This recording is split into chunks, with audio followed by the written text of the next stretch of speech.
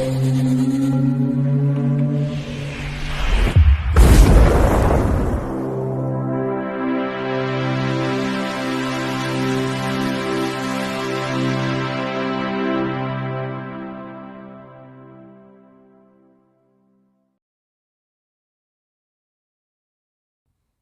Bayek, it's me, Ian. And in today's video, we're going to look at this. This is Friday the 13th, yes, from 2009. Yes, it's the reboot. It's the 12th film in the series. And, well, it's an interesting film to look at. And, we'll talk about it, okay? If you look at Rotten Tomatoes, it's 25%, and I think that reflects a lot of opinion about this film. And I think why fans also are quite split on it, I think, to some extent. I think with remakes and reboots, there's always going to be this problem, and I think it's fair to say a lot of them are not successful. They're not going to be by their very nature, because we're comparing them with something that we perhaps really love, and therefore whatever occurs in these reboots is never going to quite capture that magic that we feel, especially if it's in a very well-loved franchise like Friday the 13th is, and I think that's quite an important element of the whole background of this film. It runs for 97 minutes, and it was made for $19 million, and actually made $92.7 million, so it wasn't a flop. I think a lot of fans go out of interest and out of loyalty to this series that they love, and that still happens, you know, with all the modern ones that have happened over recent years. This is how fandom is, and that's why we love all these kind of horror films, and horror is very much part of that. It was written by Damien Shannon and Mark Swift. Now, they wrote Freddy versus Jason from 2003, that long-anticipated film, which finally did happen. Many thought it would never happen, but it did. They were actually involved in that. Then it's directed by Marcus Nispel. He directed the remake of Texas Chainsaw Massacre in 2003. You can see a pattern there, can't you? Right. That, I think, again, is interesting. And his kind of style of direction is interesting. And the way the producers with the writers and director have come together and have a certain vision of how they want to see this film made. I'll just talk a little bit about the cast as well.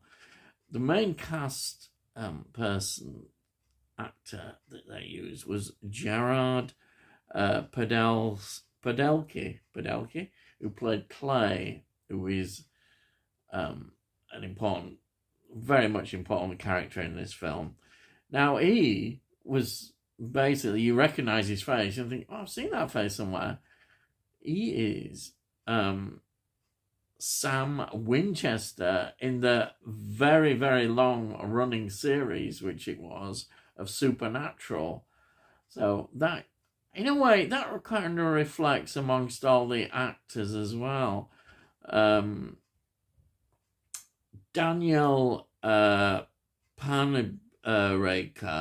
who plays Jenna, she also had TV series background, some early Disney, and worked for HBO. There's that TV sort of themes of actors running through this. Then Amanda Rigetti, who plays Whitney Miller, she was quite important. A series I've never actually seen, but I know is big, is important, is The Mentalist, and that was a massive, big TV series again, reflecting that. I think the real interesting casting is as a stuntman who is more than he seems a stuntman. He's very much an actor in the sense that he brings to the role. Is Derek Mears, who plays Jason. He was he's one of the remakes again, The Hills Have Eyes 2, 2007. He was in that. He was in Predators, yes, the much interested, maligned, sometimes Predators of 2010. More recent years, he played the Swamp Thing lead character, if you want, the lead creature, Swamp Thing. That's in 2019. And his portrayal of Jason is quite an interesting take on the character as well. We've got also just more of a trivia. In the early scenes of the film, we get a flashback to Jason as a child and his mother, Pamela, and Pamela Voorhees, and she is played by Nana Visitor. Yes, Nana Visitor.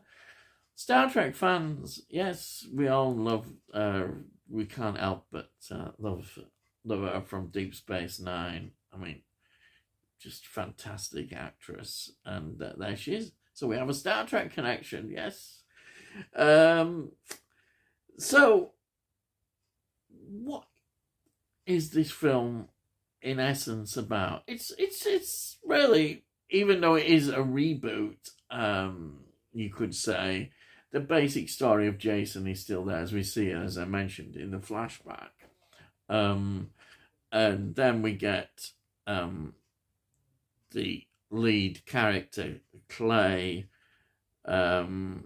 who is looking for his sister who has disappeared.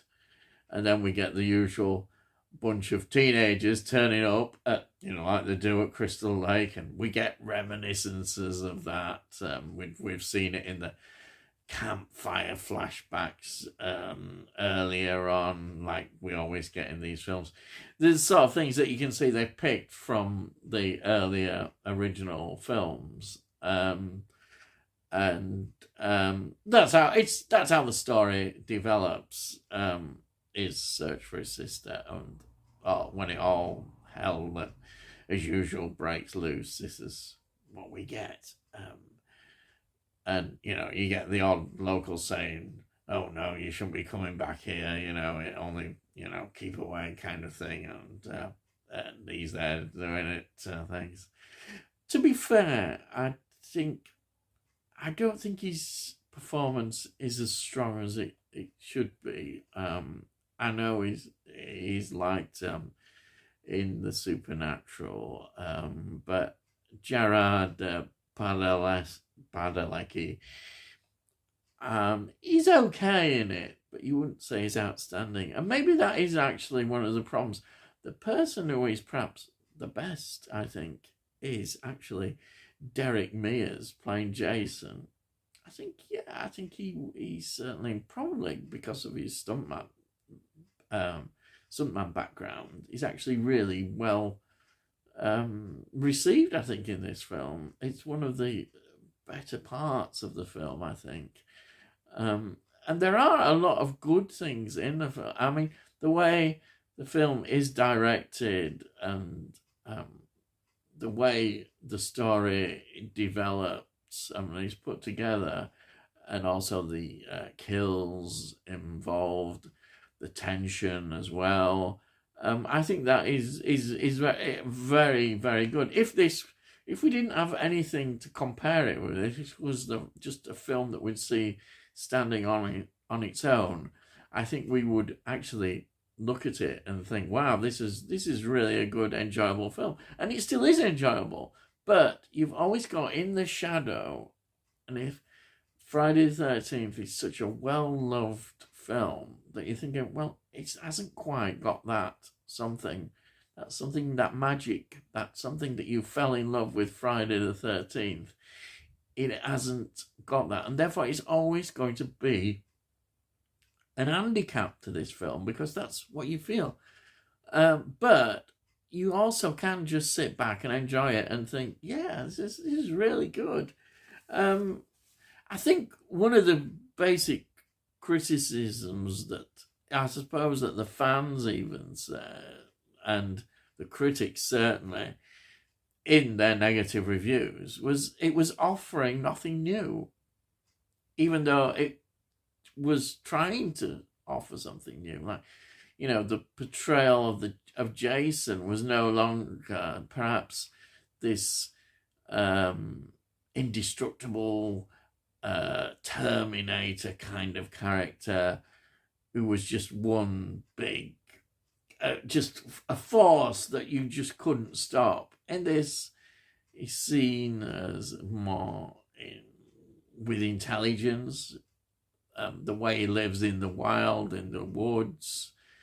It's a different approach to the character. And that's perhaps why they tried to show this bit more of a human side. Even the actor is saying he wanted to play him as a victim, for goodness sake. Yes, yes, he's a victim, but he who happens to have a lot of issues and ways of killing people, making them victims. So you can look at it like that. And as usual, you can also talk about sex and all that kind of thing, about the original reasons why people weren't looking after him, going right back, and then it's all in there as usual, and we always get that. I think in that sense, there was a sense that generally, I think amongst the studio and the executives, it had made money, and they had lined up the possibility of carrying this on as a sequel. But I just don't think it was probably seen as necessary in the end, and that kind of just faded out. But then, as we know, what these sequels do happen, and nothing would ever surprise me again that another reboot of Friday the 13th would happen. There's always kind of that sort of feeling that these will happen, and that is it. But just if I take my personal viewpoint on this film, is I do enjoy it. It is an enjoyable watch, but I still have that feeling that it's not as good as the original ones. And I love all the original ones, right through to even all those awful people who say, hey, Bayek, Jason X is terrible. No, it's not terrible. It's great. No, you're not awful. You all have your opinions, and that's good. But for me, I absolutely love Jason X. What's up with you? I know. I like films that people don't like as much. Even Number 9 now is growing on me. Yeah. But generally, you have a great affection for them all. They're all great. They are. They're great. They really are. And therefore, you will weigh that up against this, and that's where his downfall is. But I would watch this again and again a few times, and I have done, and that's why I felt a need to review this, because there's always talk, and this year and every year we have reboots of films. At the moment, everything is about reboots, and so a lot of them haven't really worked, or you don't just feel that they're a good idea, and yet they're doing them. And this, I think, again, must have felt like, at the time, to some extent, was this a good idea? But they did go ahead with it and did it. And I think they've done a good job on what they had. And you have to accept that it's not as bad as people have made out. But it's never going to compete with the original. but I would recommend watching it and just accept it as the film of what it is, and that's it, you know. Yeah, and that's what I do, and I'm very happy to have this in my collection. I haven't got the box set. I'd love to have that, the Scream Factory box set. Yeah, I mean, that is that would be great to have that, but I haven't got it. But anyhow, this release is I think this is from the 2009 release. There's a good cover there with a mask, because they brought back the mask. Well, you could not have the mask, and then there's some real quite good extras. To be fair, the extras are really good. There's at least a couple of good documentaries. Then there's some deleted scenes, and then we see all the kills. It's a good set of extras, and I presume the Scream Factory one has got perhaps even better ones. You know, or includes these and more. So that's it. But I haven't got the thing. It's one of those things I've just not been able to have. It's quite expensive. It was at the time, so I didn't get it. But I'm happy with what I've got. But yeah, it is a nice set. But anyhow, that's it. That's my review of Friday the 13th, 2009. And if you've not seen it, it's well worth investigating. Definitely. Well worth watching. And it's enjoyable in its own way. Just take it for what it is. Yeah. Right. So, if you enjoy these videos that I produce, then please subscribe, because we'll let you know when I produce them. And also, if you do like it, please give it a like, because then helps with algorithms, and hopefully more people might enjoy it. And it's all free. It's all free as well. You can give me your comments as well about this, about remakes, if you want. I'd be interested to know what you think, and specifically this one. Yeah, that's it. So all I've got to say is, I'll see thee again.